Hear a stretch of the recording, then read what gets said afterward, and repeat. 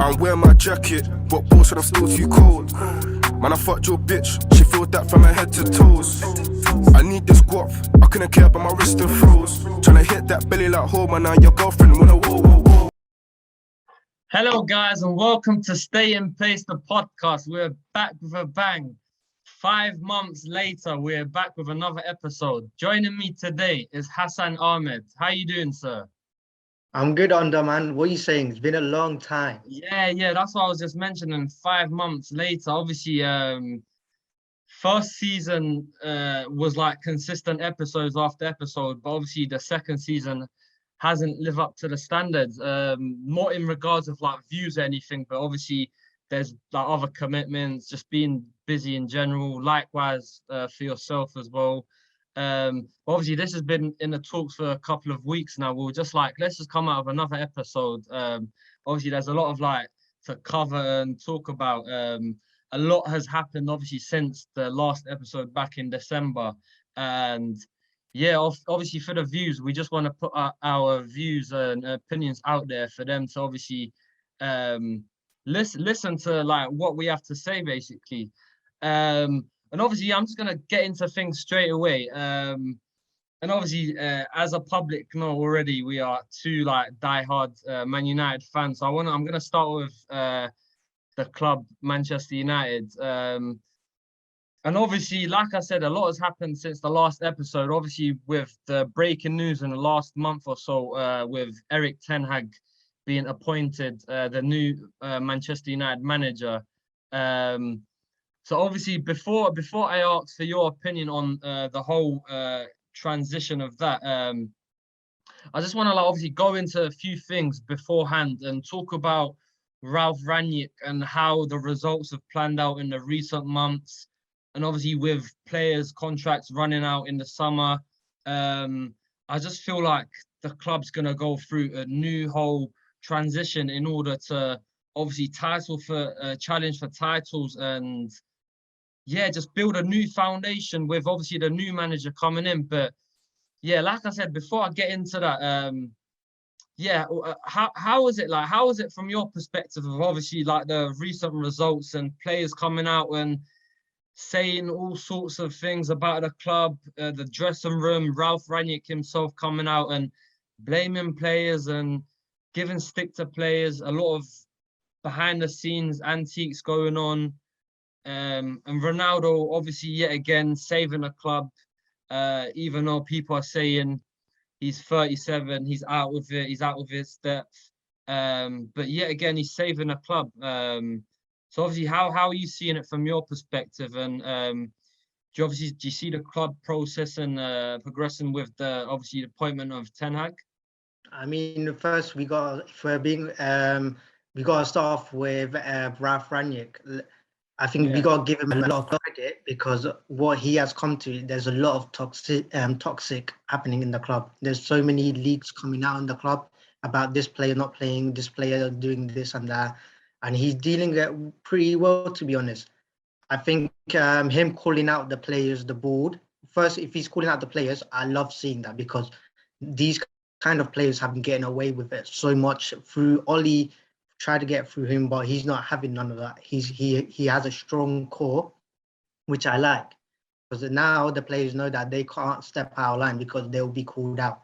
And now the United fans are trying to see it as well. They're sticking with Ralf and they're seeing that these players are a problem. I think Roy Keane even said it, that these players will throw any manager that comes in under the bus, and that's what Ralf is trying to get away from to help Ten Hag to become successful at United, which I like. And him calling out the board is so good.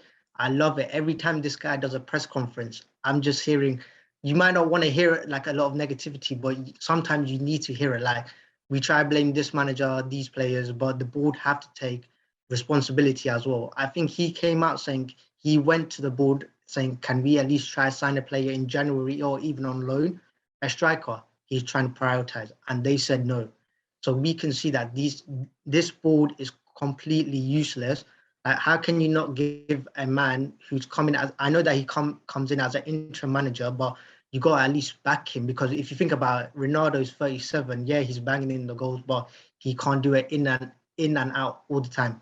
Cavani has not been seen at this league this season. Let's be honest. This guy is on holiday. He's going on boxing matches.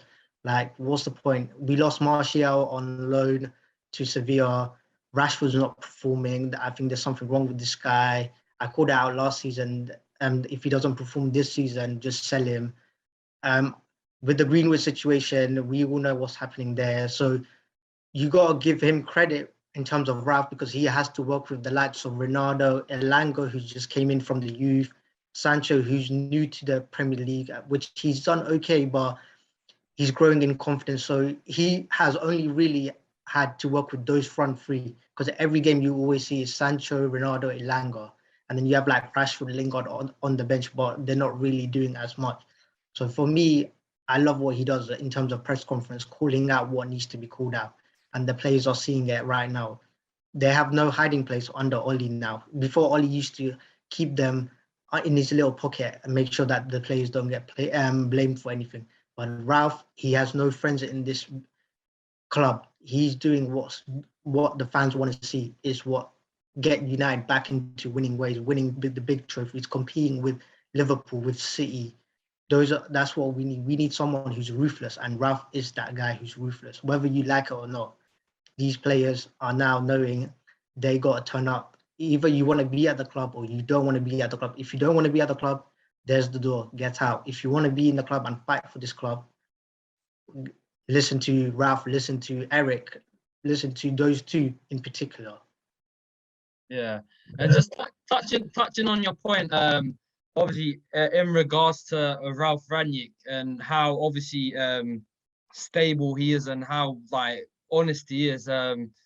Funny enough, I was watching obviously his press conference yesterday, and a journalist obviously was asking him questions in regards to the Jesse Lingard situation, which is obviously going on at the moment. And obviously him not giving him a Old Trafford send-off in the last game against Brentford.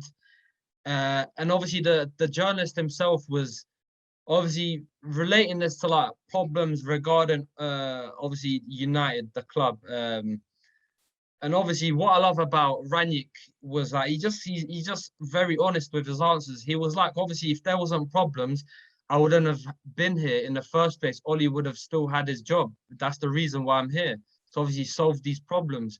And like you just touched on it, I feel like he is the right man, even though he's an interim manager. Like I feel like he's put a stamp on his name and like made these players listen, even though they might not be performing on the pitch game after game.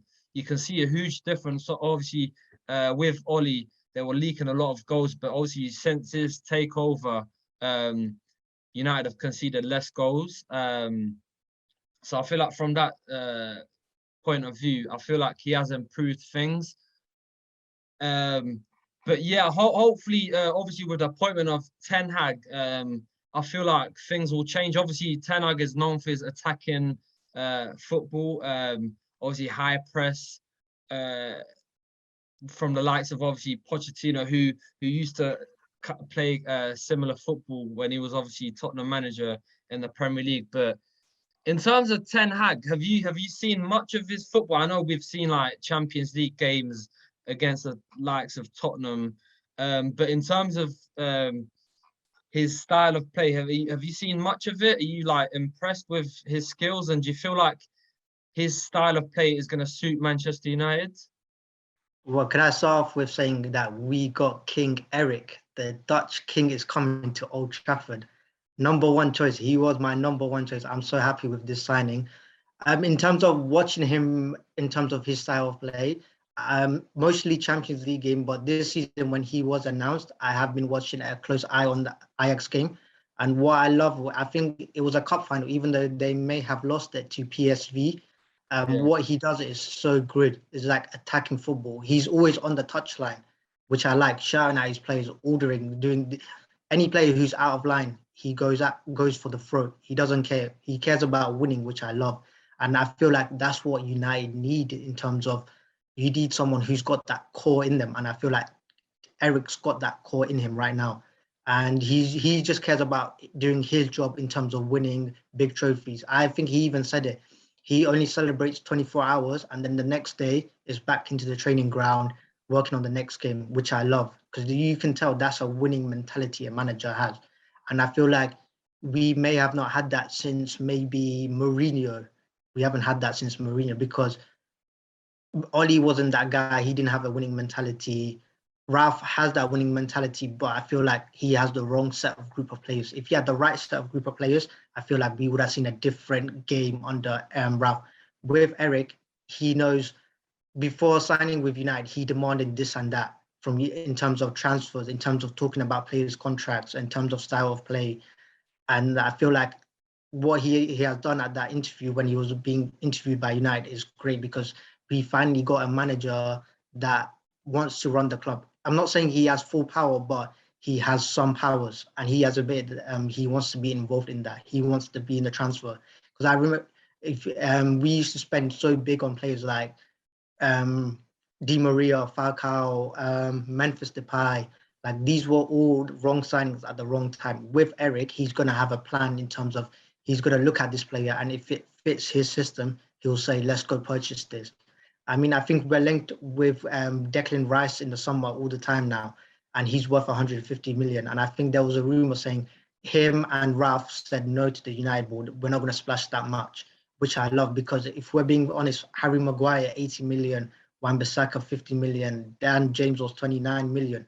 We wasted money on players who were not good enough. We still have these players at the club. Wan-Bissaka, not good enough. Harry Maguire is not good enough. So we need to cut down on these kind of money on players who are not worthy enough. We need players who are hungry, who are dedicated, who are willing to fight for the badge for United. Forget all this money, or let's buy this player. As fans, we also lose the big picture in our head as well. Because once we signed Jadon Sancho and Ronaldo, Varane, we thought we were coming back for the title. Let's be honest. Everyone was saying this was going to be our year, and look how quickly that folded. I mean, this summer is about being patient. It's about buying the correct players, and we're seeing the players that we're linked with right now. So, for example, Timbers from Ajax, Anthony from Ajax, Calvin Phillips, Ruben Neves. These are all very good technical players, and what I love about them is that, except for Calvin Phillips, these are not English players. These are foreign players who are better than most English players we have in our squad. So, as United fans, I think this summer is just about being patient, accepting Ten Hag as a transfer. Let him run the transfer how he wants. If he wants to sign these kind of players, let him sign these kind of players, no matter what. Even if you might disagree with it. So it's about process. As United fans, it's about being patient. As I said, I told anyone that if we get Erik, I'm willing to give him the time he needs. So first year, I'm not having high expectation. All I want to see in his first year is him bringing back good football, because we haven't seen that in a long time. The high pressing, the quick forward passing, that's what you want to see as a United fan. Just have a building stone as United fans. Something that if he gets a trophy in his first season, we're happy with that. But it's just about maintaining, having a good step forward. That's something that you can see into the future as well, which I like about Ten Hag, because he brings in youth, he brings in quality signings, he brings in players who are hungry, who are willing to fight. We need to stop bringing in players who are just coming in for the money and thinking, oh yeah, I play for United, I'm the biggest player in the world. Oh, look at my social media, it's now going to pop off because I'm with United now. We need to cut all of that out, because it's time to stop being social media FC. It's time to be Manchester United for once. Yeah, obviously a very passionate rant from yourself, which I adore, because obviously you're a passionate United fan. But obviously, yeah, going back to your initial point about Ten Hag and obviously his era and him coming into the club, I feel like I agree with every point that you made. I feel like people can look back on his legacy accordingly to how he makes decisions on and off the pitch, because obviously the whole process of this taking longer than usual was the fact that obviously he wanted commitment from the club, and he wanted a promise from the club that he has the say on transfers and whoever comes in through that door and out the door. So obviously that was a key factor in him obviously signing with the club. And And obviously, I trust Erik ten Hag. Obviously, with what he's been doing with Ajax for the last couple of years. Obviously, with the likes of Donny van der Beek, who's obviously signed for United, but obviously hasn't worked out well for him. But obviously, producing the types of players like Ziyech and Donny van der Beek and Anthony. Obviously, with Haller, who people regarded as a flop at West Ham, he's their top goal scorer right now. And obviously, with the young defender such as Justin Timber, I feel like he's gonna have a very good transfer window, bringing in the right types of players, not just for names purposes, but players that are going to give their all for the badge. Good players, good family members. So I feel like this transfer window is going to be key in his start to obviously his reign at the club. But obviously you never know how it's going to plan out. But hopefully he brings the right players in. So obviously kick on and start challenging. I guess obviously it's not realistic for him to challenge in his first season, like you just mentioned. But I feel like he's gonna need time, maybe a couple of seasons, 1 or 2 seasons before he starts challenging the likes of obviously City and Liverpool. But in terms of last but not least, in terms of United. Especially the outs, because obviously we had mentioned the ins, obviously the likes of Calvin Phillips and obviously the Declan Rices and Anthony's, which are just all rumours. But in terms of the outs, who do you see leaving apart from obviously the likely ones who are having their contracts being expired? Obviously the likes of Pogba and Lingard. Who else do you see leaving a club in the summer? Can I get everyone to leave that club? I'm not really too sure about that, unless you promote all of the under 23s and under 18s to first team roles, then it's probably likely. Maybe. But if we're being realistic, if we're taking out the people who are leaving on a free transfer and everything, because we already know those people are going. Yeah. I feel like if we're going to be talking about the first team squad who needs to leave, you gotta say people like Wan-Bissaka's got to leave. Yeah. Maguire's got to leave, but I don't see Maguire leaving because he's the captain of United. And he came for 18 million, so I don't see him leaving. I feel like McTominay's got to leave. For me, he's a big problem at United. I don't know why. I think he's a nice guy. I just don't think he's a United player. You got Phil Jones that's got to leave. He's been there for a while now. I think like coming up to 10. He's been there for 12 years. 12 years, like it's been a long Either 11 or 12 years. He's been at the club since 2010, 2011 for sure. Yeah, long time. Erik Bailly, like I love Erik Bailly, but he's just not getting the game time. I don't know why he signed that contract. It looks like he was given broken promises when Oli was there at the time, so he's got to leave. Everyone's saying David De Gea. I think he'll probably have 1 season with Erik ten Hag, because we know that ten Hag likes to play with the goalkeeper, like passing it to the wingers or the defenders. And we've seen that De Gea's distribution is not as great, but I feel like he will stay there, because even Ralph said that I think after the Liverpool game, we need at least 6 to 10 players, except for the goalkeeper. So I expect De Gea to stay. Dean Henderson has to go probably. I mean, I don't really rate the guy, but I mean, like, I think he's causing a problem as well because he's not starting in and out. Other than that, I think you got to work with, I think Ten Hag and Ralph have to build the team around Sancho right now. Sancho, he's the key player for me, personally, just for me personally, he's the key player in terms of build the team around him, because we've seen at Dortmund, he plays quick passes at quick football at Dortmund, but at United, it's like he knows that it's a bit slow, which it doesn't fit his system, because it's like one touch and he doesn't receive it back. So you need to build around him.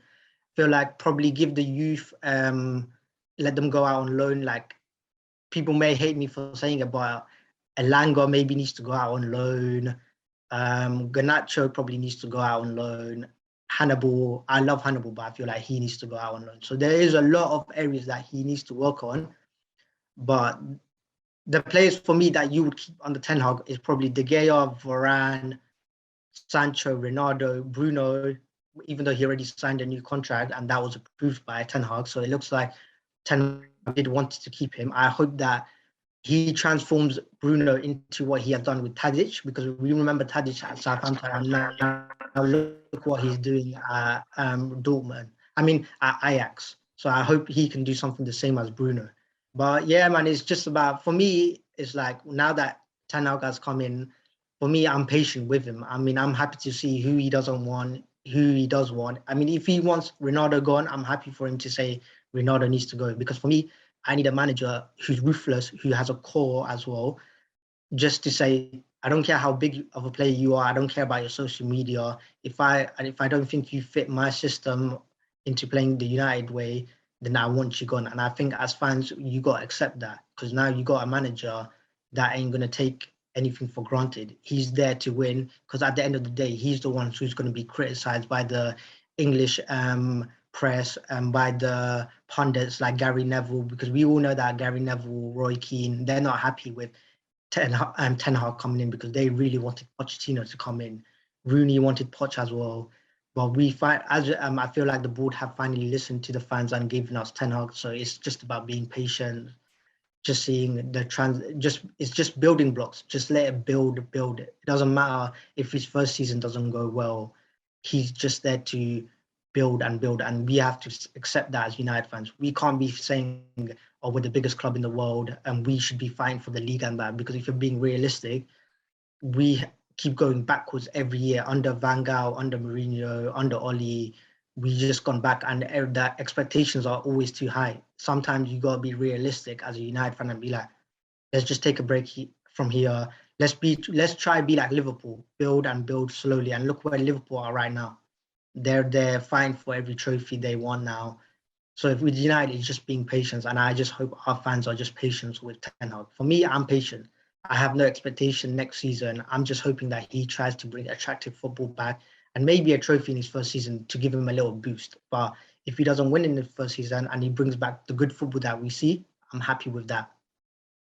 Yeah, I feel like obviously what you mentioned like makes sense, and we're in for obviously a summer clear out, a summer exodus, like fans call it.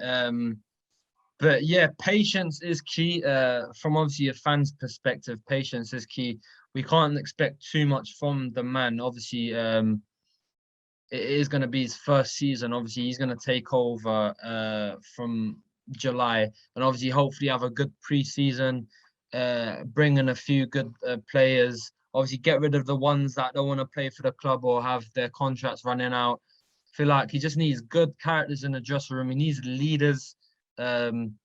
Young, fresh talent, I feel like it's going to be key. Obviously, having a few experienced players around the dressing room will help. But I feel like the football that he's like wanting to play is like does involve obviously higher pressing and a lot of attacking football, obviously, which does make sense to have a lot of like fresh and upcoming young talent. But obviously, enough about the Manchester United talk. Let's swiftly moving on to obviously the top four race, and obviously Arsenal and Spurs battling it out for that fourth place. Obviously, who do you see getting that top four? Obviously, with Spurs playing Liverpool tonight, and obviously the North London derby taking place next week Thursday. How do you see things planning out in these last couple of games, and who's most likely to get that fourth place?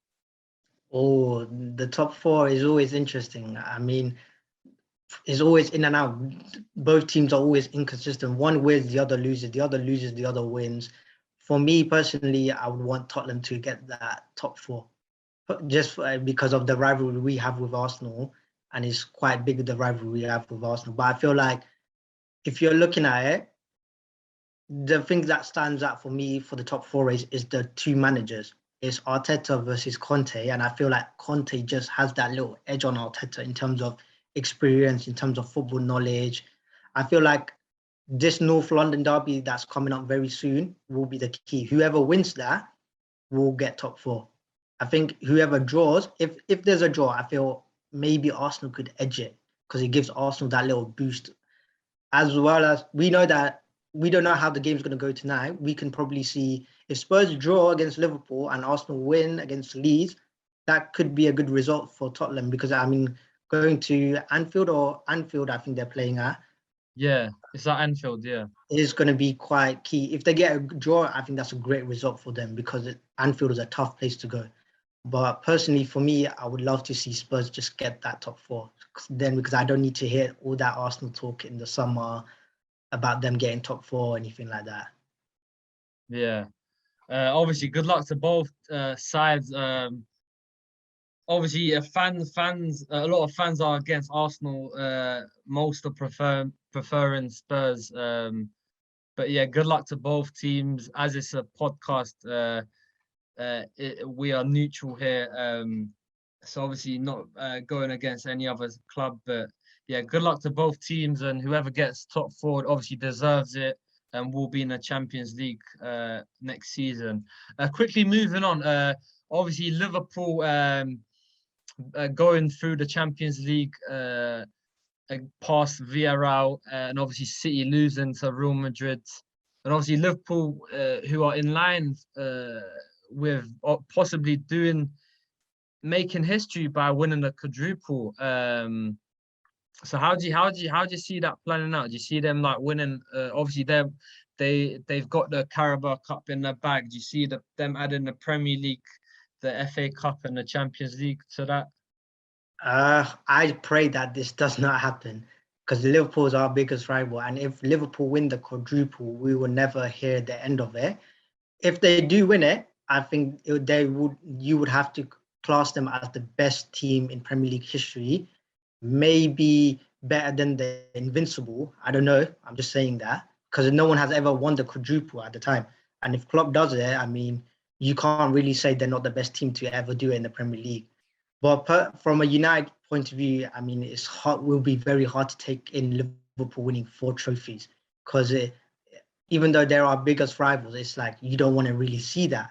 But I mean, you got to be realistic. The way Liverpool are playing, who is really likely to stop them from winning that quadruple? I mean, an FA Cup final against Chelsea, Champions League final against Madrid. It might not go their way, but right now, the way they're playing, they look very solid right now. I mean, City being out by Madrid, which was an amazing game. Yeah. Wow. City, I feel like now they're just going to turn their attention to winning that Premier League. And we always know that when City lose a game, they always go on a very good run. So I wouldn't be surprised in the next game in the Premier League, they hit 6 or 7 because that's what they always do. They lose a game, but they always bounce back. And it's always key. I mean, like Pep Guardiola, I know that he'll be very disappointed in losing the Champions League final. He may have bottled it, but he has that winning mentality where he goes like, yeah, let's just focus on the Premier League. Let's just go win the Premier League now. And I feel like that's what the players are going to do. They're just going to put all that energy into the Premier League. Whereas Liverpool, they're gonna have to be thinking about, we can't have this player injured for the FA Cup final or the Champions League final. Personally, I don't see them doing it, winning all 4s. But if they do, I mean, we're in for a very long summer. We will never hear Liverpool fans stop talking about it ever, to be honest. Yeah, no, perfectly summed up, Hassan. Obviously, Liverpool, credits to them. They have a very good side, a very strong team with good characters and leaders in the dressing room. Obviously, with Klopp signing a new deal as well, he clearly sees like them as an ambitious side and obviously progressing in the years to come. And obviously with City losing out to Real Madrid, I feel like they're gonna just go for that Premier League title. Before we finish up, a couple of questions. Obviously, first one, signing of the season. I just want one name from you, summed up with a sentence behind your answer. So signing of the season, I can give you a couple of options. So Gallagher, Crystal Palace, Luis Diaz from Liverpool, Ronaldo from United, and Kulusevski from Tottenham, who are obviously the front runners for that signing of the season candidate. This is gonna hurt me saying it, but because we were linked with Raf Rangnick was interested in him, but it would have to be Luis Diaz. What he has done to that Liverpool squad, the added depth to the way they're playing, they can now interchange like City do. One player could be on the bench, but it doesn't really matter to them because whoever comes on for that player, they always find a way to win. Diaz has transformed Liverpool, and it doesn't even take him a year to settle in. He straight away settled into that Liverpool squad. So if you're being honest, Luis Diaz is your player of the season. I mean, player of the transfer. Yeah, I totally agree with the Luis Diaz comment. Obviously, he has transformed the club. He's given him a huge right boost. And obviously, with the squad depth right now, with the attacking options they have, that's why they're in line for possibly making history and winning all 4 competitions. And obviously, last but not least, before we wrap up, play of the season, obviously Ronaldo, Salah, Cancelo, Van Dijk, Trent. Just one name and one sentence to describe it. Oh, player of the season, it would have to be for me, Mohamed Salah. I think he's done really great this season. I mean, yeah, you just nailed it there. Mohamed Salah, I don't see no one else being up for that candidate role. I mean, I guess it's just in a name. Mo Salah. I mean, 22 goals this season. He's still in 4 competitions. You gotta give him credit. I mean, what he has done every season now, it looks great. But you gotta give a great people might think I'm being biased, but you have to give a shout out to Cristiano Ronaldo, 37 years old.